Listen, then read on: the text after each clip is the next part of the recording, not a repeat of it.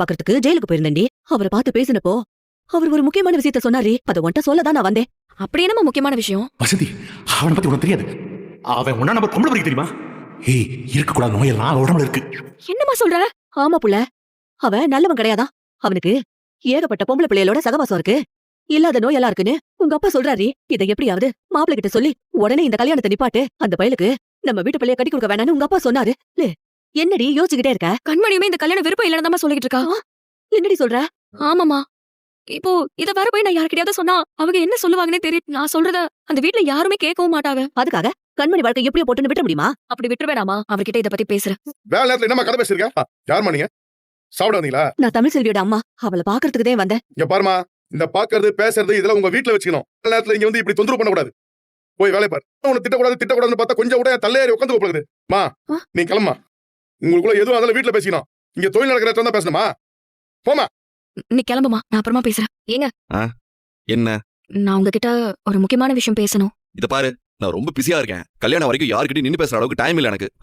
எதுவா இருந்தாலும் எங்க வீட்டு கல்யாணம் முடியட்டும், பரவ பேசிக்கலாம். ஏங்க நான் பேசணும்னு சொன்னதே கல்யாண விஷயத்தை பத்தி தான். கல்யாணத்தை பத்தி என்ன பேசணும்? இல்ல, நான் ஒரு விஷயம் சொல்றேன்.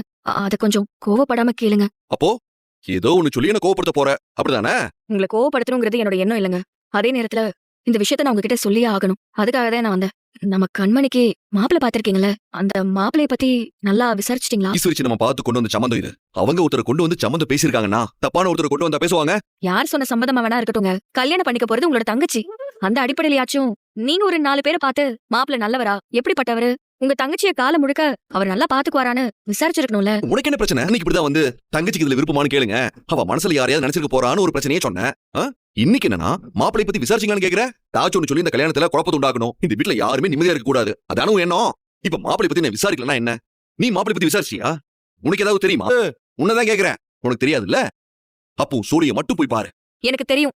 என்ன தெரியும்? வசந்தி, அவனை பத்தி உனக்கு தெரியாது. அவன் ஒன்னா நம்ம பொம்பளை தெரியுமா? ஏய், இருக்கக்கூடாத நோயெல்லாம் அவன் உடம்புல இருக்கு. ஜெயிலுக்கு எங்க அம்மா எங்க அப்பாவை பார்க்க போனப்போ அவர் இந்த தகவலை சொல்லிருக்காரு.